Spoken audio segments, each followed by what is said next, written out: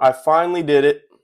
I finally got this Kizer phoca in 14C 28N to go dull. How did I do it?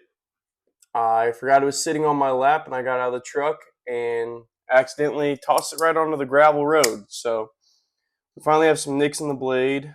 I also cut through one of those little bread ties with the metal in them. I cut through one of those and that caused a little nick in the blade.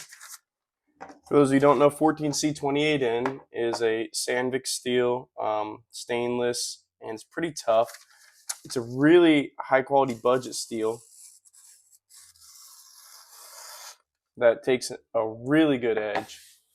Um, and with it being so tough, I could probably strop these out. As you can see, it's really not affecting a whole lot right now, so it's going to be hard to see a comparison. But as I run my nail down there, you can feel them. So we're going to sharpen it. Before we get into sharpening, let's talk about the knife. I posted one short about it already. And you can see compared to that short, the handles have gotten much darker, which I really love. You're going to have that with some micartas. They're going to patina. And this one really took off. But I kind of like it. It shows a little bit of age. You see over here where my hand wasn't touching because the pocket clip was over it. It's still that very light color. And it has, obviously, the 14C28N. It's a stone wash blade. Dual thumb stud deployment. That's the only deployment method on this knife. And a top liner lock. And what's a top liner lock? Spyderco. Let me grab my Spyderco. Spyderco has a compression lock. Top liner lock is basically the closest you can get to a compression lock without getting copyright. So a compression lock has this little piece of leaf spring steel in between the actual blade, which would go back in the hand a little bit, and a stop pin. There's a piece of steel in between the two. This has the same piece of steel. There you go. You can kind of see it move. But it has two stop pins here. One for the blade and one for this leaf spring steel to react off of. That way, I think it's pretty much just how close can we get to a compression lock without copyright issues. But with that, you get this amazing detent. So you get this amazing little snap. And this thing has no springs at all. It's just bearings, so it's so silky smooth. And it just pops. And that patina is kind of surprising if you know anything about me. I have a knife in my pocket for about 2 or 3 days at most. This thing has stayed with me for about 3 weeks. I love this knife more than I'm willing to admit. And so I have been snapping it all day for about an hour a day. I would not be surprised if this knife has been open and closed several hundred times. And it's still just amazing. Beautiful lockup. No blade play. The only downside is lefties don't even get a chance because the pocket clip is not reversible at all. So now that we're done with our knife review, we're going to get into sharpening it. Now, like I said, I could probably get away with a simple honing rod or a light grit stone. We're going to actually go straight to 320, mostly because I don't have a lot of intermediate stones. I have a 400 and a 1000. So we're going to go to 320 to just get these nicks knocked down and officially out of there. I posted a video about sharpening on your car window with this knife, and it did a good enough job at getting the nick out of the tip of the blade, but I can still see the glinting, and that's bugging me on such a great knife. So we're going to just get all the glinting out of there and start with our 320. Now, when I bought this knife, I bought it because of the 14C28N. I bought it with the trilobite from Petrified Fish, also in 14C28N. And I wore that edge out and put a new edge on that knife. And I've heard, and now I know from firsthand, that 14C28N takes an amazing edge, absolutely beautiful, takes a polish, it's wicked sharp, it holds on to it long enough for what I need it for. Maybe I'll cut 1 or 2 zip ties. Maybe. Usually it's going to be cardboard, plastic containers, stuff like that. So for me, 14C28 is the perfect stainless steel because I want a knife that is insanely sharp. I said stainless steel, I mean budget steel. But I want a knife that's insanely sharp. This burr is. I have only sharpened one Kizer. No, I did sharpen Kizer's D2, which I have very negative things to say about Kizer's D2 on this knife. Now, I just assume this is D2. It was a gift from Blade HQ because I spent so much money on my other Kizer. Beautiful ergonomics. It has a little toothpick and tweezers in it. It has this amazing sheath with great retention. Everything about it is great except for its edge retention. Absolutely garbage. I don't know what it is. Put some of the blame on me. I'm okay with that, saying I don't know how to sharpen it right. That's fine.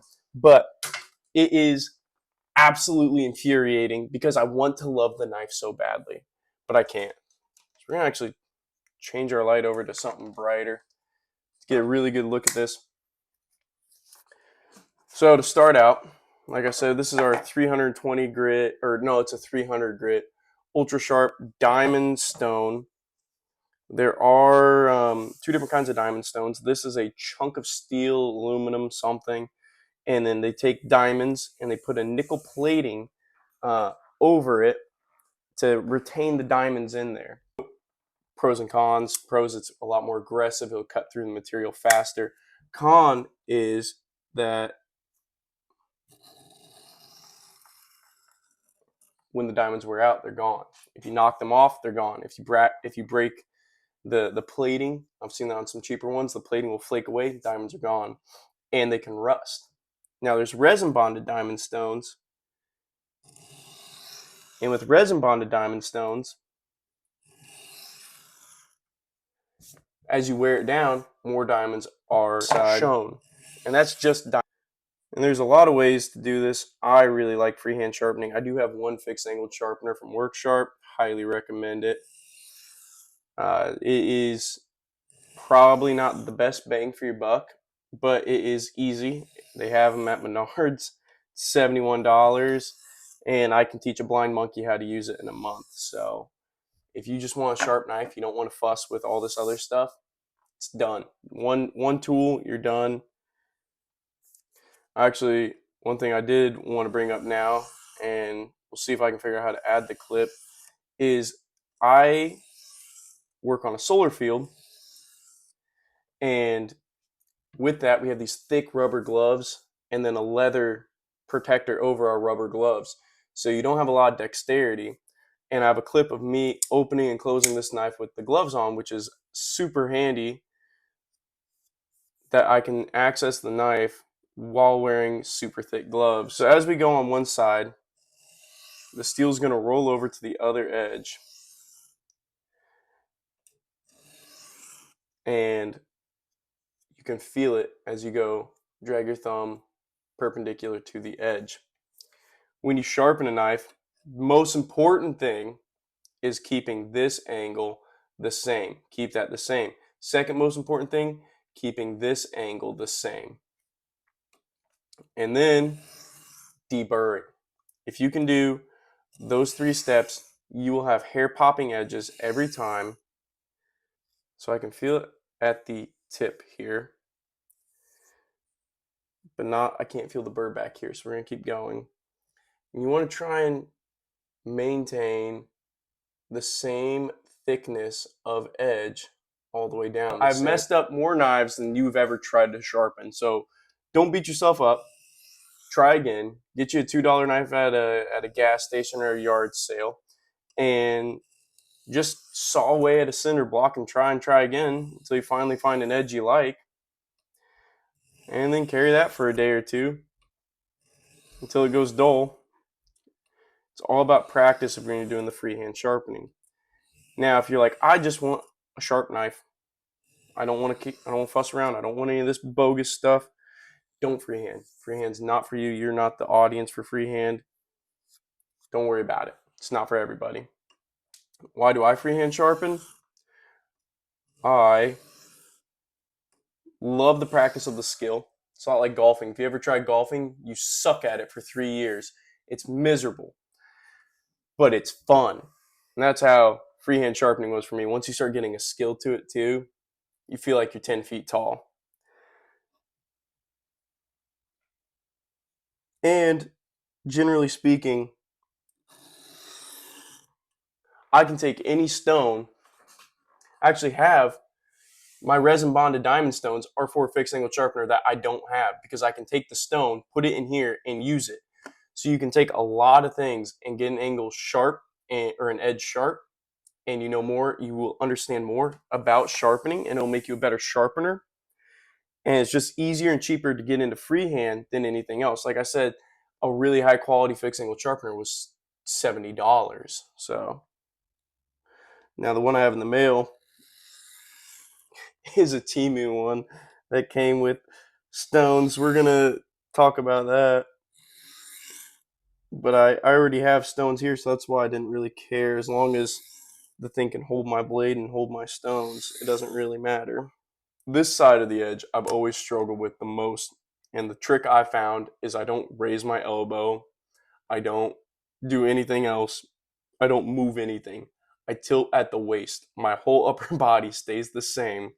And I also obviously angle this super aggressively. Sometimes I'll even lay it straight out and I'll just spin in my chair. Now I can't spin today, so I've done this and I just dip my whole shoulders. Everything that I can, the lower I can make the motion in my body, the more steady my angle is held. And how do you find your angle? Well, there's angle guides, which are kind of junk. They work to an extent. In the essence of if you, once again, just need an edge, here's an edge. Here's an angle guide. Follow it. It's great. The issue that they're junk about is that knives have different spine thickness. And what they do is they sit underneath your knife like so, and then you just drag your knife across the stone. Well, if my spine's thicker, my 20-degree edge won't be 20 degrees anymore because my spine will bring my knife up. So now we got our burr evenly on this side. We have now apexed. So if my fingertips are the edge of your knife, what you want to do is sharpen it down until one side's flat, and then the burr will come over, and then you sharpen it down until the other side's flat, and the burr will come over. And now once you remove that burr, your edge will be a perfect straight apex. Go ahead and hit 400. This is a good job brand. Amazon Tri-Stone diamond, 2 diamonds, 400, 1000, and then an 8000 grit ceramic. I've used the snot out of this thing and it's been great. It was $30. Came with the edge angles and this stand with the stone. It's great if you want to get yourself a sharpening stone. Oh, I missed part of the blade. But it's great if you want to get yourself a sharpening stone. Get into it. It's real cheap, affordable, high quality on Amazon. It's not the best quality. It's not the greatest thing to ever be, but it's a good place to start. We're going to ditch our 400 and we're going to pull our 300 back and start. We're not going to start over. We're going to finish the job that we did start. My dog wants to say hi. And say hi to the people. Okay, can you go lay down now? You can go lay down. You go lay down. He's a good boy. I like it. One thing you should know is that as you get lower in grits, maintaining the same angle gets harder and harder.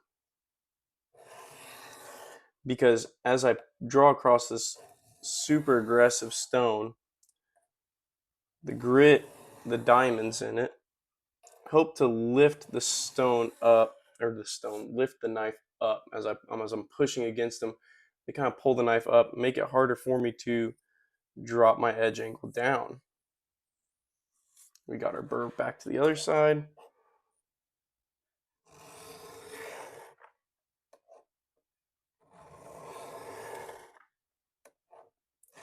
So that's the fixed angled knife sharpening system. Clamps your knife into a vise and ties a rod to a rod, a rod to the stone, and so you can't adjust the angle at all. You can't mess it up. The only thing you can do is bring the stone the wrong way over it, or use the wrong stones in general. Like, it is very difficult to mess up. You have to just straight up be a buffoon to screw up a fixed angled knife sharpening system. There's also different stones you can use. That's another way to sharpen a knife, is different stones. You can use those belt sander ones, which I've heard an amazing quote from my old lead tech. He said it's a great way to mess up a knife fast, because that's pretty much, if you have no idea what you're doing, you're going to ruin your knife immediately, possibly get it too hot and ruin the temper too at that rate. And then there's the pull-through sharpeners. And if you're using a pull-through sharpener, you're just wrong.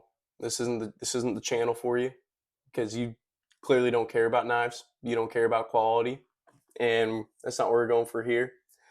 So pull-through sharpeners are junk, and there's a reason to it. Let's see if I got a piece of paper around here.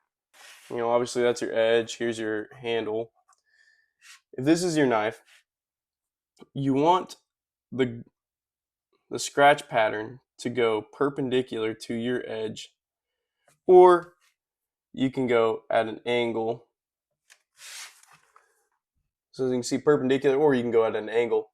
And that makes it, as you pull through, they're like tiny little teeth. They become loop, loop, loop, loop. Oh, hang on. Loop, loop, loop, loop, loop. There you go. They end up being like tiny little teeth. And if you do it the other way, let's get it fresh. If you end up doing a pull-through knife sharpener, as you make your scratch pattern, it's going to go like this, parallel to your edge. So you no longer have your tiny little teeth, your micro serrations, and also you've now added scoring marks to the thin little metal right before your edge. So that's just going to make your edge even weaker. Neve's Knives, I'll try and drop a link to his channel below. He goes way better into detail. Amazing guy to sharpen knives. I actually hit him up on Instagram, and he gave me some tips. Has a lot of videos on knife sharpening, and he can make a knife sharper than I could ever even dream. That's the whole reason I hit him up. Great dude. Definitely check his channel out if you're into knife sharpening specifically. So now that we've gotten it properly apex, kind of gotten our scratch pattern down, we're going to go ahead and deburr now. Might have to deburr again later in the future, depending on how good of a job we do now. But what I'm doing is I'm getting the burr from one side to the other. It's on the other side now. And then back. And then it'll get down to the point to where I can do it pass by pass by pass and get the burr to break off, much like folding a paper clip in half back and forth. It will eventually break off. I was looking today, I have 13 followers. Appreciate that. I know 6 of them are fake accounts that Alden made, and the 5 of them are people that my mom pays to be my friend. But that means that 2 of you are real people. Thank you. Thank you for watching. We're going to kick it to the 1000 grit. We didn't get the burr all the way off, I'll tell you that much. And that's something you have to be careful about. D2, I've known in my experience to be notorious for holding on to that burr. And the issue is, if you don't get that burr off, as you work your burr back and forth, it will eventually stand upright and your knife will feel sharp and it'll work sharp. But then you go to carve a piece of wood, cut through 2 or 3 boxes, simple light duty work, and that burr immediately rolls over it and you think your knife's dull. It's not dull. It's properly apexed if you did that step correctly. You just didn't get the burr all the way off. And one issue I had is I thought that the leather strop is all I needed to get the burr off. No, you got to do work to get that burr off. You have the burr removal starts at the stone and sometimes even stops at the stone, depending on the steel. All right, let's start our deburring passes.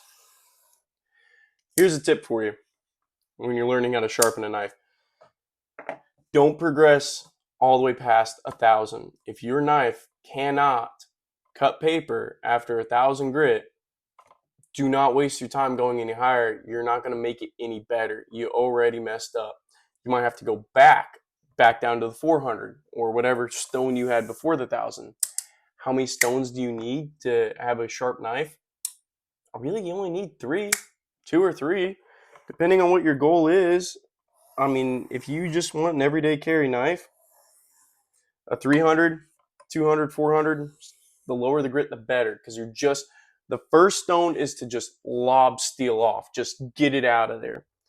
Then the second stone is to refine it, which should be, if you're only going to have as few stones as possible, your second stone should be 1,000. And then it wouldn't be a terrible idea to have something above the 1,000, whether that's a ceramic, which is what this sharpener has. It's literally just a ceramic plate. I have 3 different brands of diamond stones and a few brands of oil stones or water stones. The only advice I have to say is read the reviews online, go check out YouTube videos, make sure it's people who are actually genuine, not just getting paid to say the trash. Look at some of the things that they can sharpen. If you look at them like, yeah, this stone's great, but their knives are dull as a butter knife, why would you ever take their advice? For me, I don't really have any advice. I've never had a bad diamond stone. Like I said, I got this one for $30. I've never had a bad stone. Cutting curves cleanly in magazine paper, all right off the 1,000. No strop, no honing rod.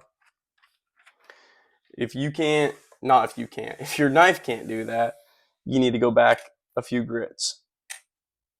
If you can't do that, you just need more practice. Don't beat yourself up. So, I refined the scratch pattern a little bit with the 1,000. I'm not going to do that with the 2,200. I'm going to go straight into my deburring passes. I'm not going for mirror polish. If I was going for mirror polish, I'd probably refine the scratch pattern a little bit. If you're going for mirror polish, one thing you might want to do is go down a couple of passes and then go back a couple of passes. Never trying to get a burr, trying to mitigate the burr as much as possible. Keep it as small for as long as possible. So this 2,200 is the hardest stone to use. Some people might think that the 400 is the most intimidating because it lobs off the most steel. This 2,200 is where I screw up most often, and my edges work great. They're sharp, but they don't look great. Pocket sharpeners. That's something I want to talk about. That annoys me so much. Word Sharp makes this really great looking pocket sharpener. It just opens up and it folds all the way around. My wrists don't do that. I guess it opens up like that. Diamond on one side, ceramic on the other. Great for maintaining your edge. If you actually need to carry that every day with you, you need a different knife. Like the only logical explanation for everyday carry, not camping. We're not talking about camping. We're talking about going to work and coming home at the end of every day. The only logical explanation for carrying that with you is I heavy use my knife and I need a really tough steel. Because generally speaking, the heavier used steels lose toughness and have a risk of chipping. Or if you're using H1, which the only reason you would ever buy H1 steel is if you just can't afford anything else, because H1 is garbage. And I know you can afford something else because Spyderco is the only one who uses H1. Just garbage steel. I love Spyderco. I really do. They are overpriced. They're wicked overpriced. I have two, and I would love to buy a third one. I've been looking at two or three different Spyderco knives.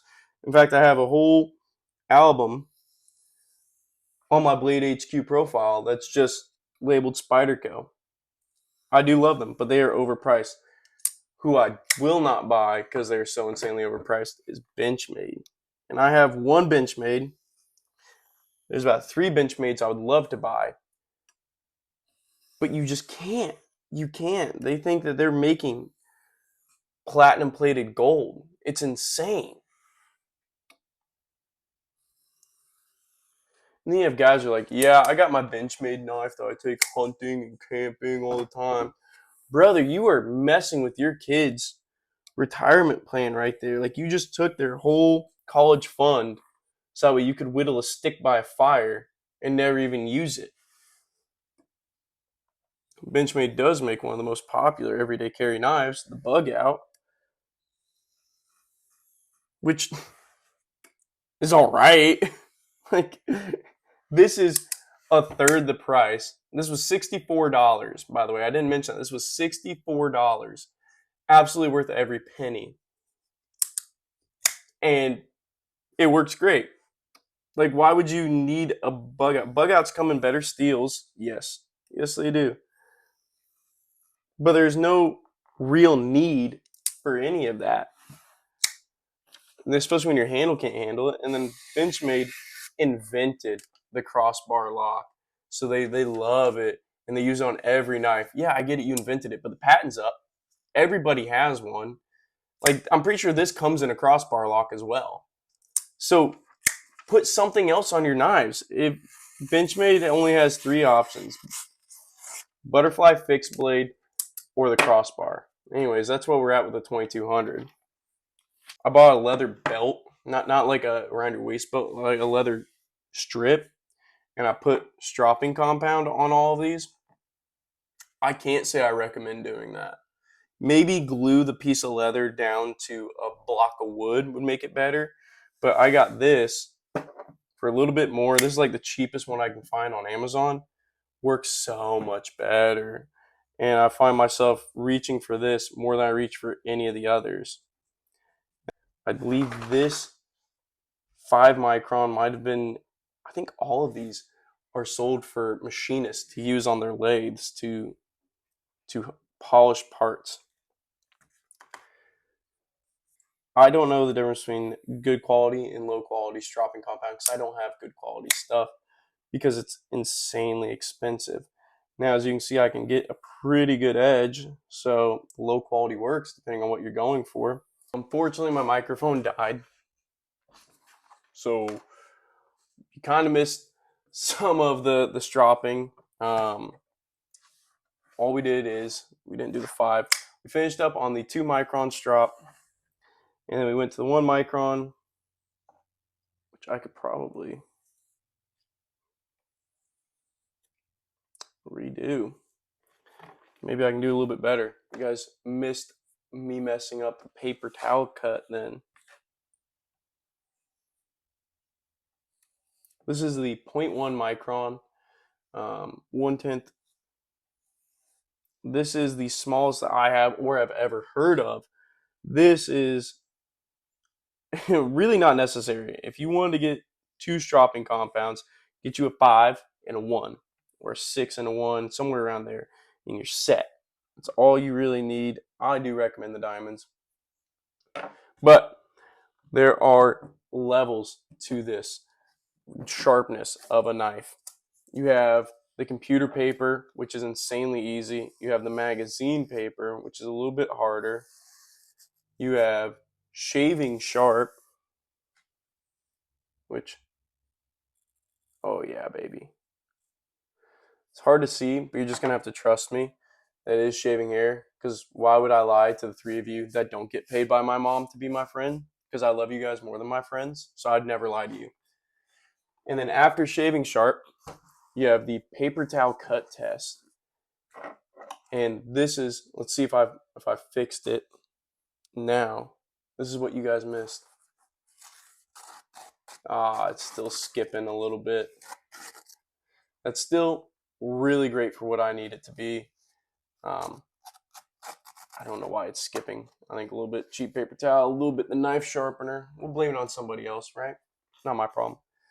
With that little paper towel test, there's also the hanging paper towel test. This right here. And then the last test to a knife sharpness, the one I cannot get. I got it one time, and I was so happy. It was on my Kershaw Iridium in Magnacut. It has hair whittling sharp. So let's see. Oh, also, that's one thing that you guys missed me talking about. When I get done with my strop, I like to take my knife and run it on a piece of denim, um, back and forth to clean the diamond emulsion and the stropping compound out from my micro serrations, my in between grooves. Um, One thing you have to be worried about, though, when you do that is as you bring your knife, if you hold it at the same angle, you have the chance of that soft material rolling over your edge. And you have that same risk with leather, however, not as much of a risk. Um, so just hold your knife instead of at this angle, hold it at this angle. So that way as the fabric rolls over, it doesn't really run the risk of rolling your edge. So you can barely even see that. For the hair whittling sharp test, you should be able to make curly cues or even cut the hair in half. And I achieved it one time. And the most frustrating part about me finally achieving it too is I didn't cleanly achieve it. It wasn't like I could just, I was sitting here doing this for 5 or 10 minutes. I'm like, why won't it work? Why won't it work? But yeah, there's a lot of YouTubers out there who can get that final test. That is not something I've been able to achieve yet. I'm not giving up. And when I figure it out, when I find the secret, come back here and I'm telling you guys.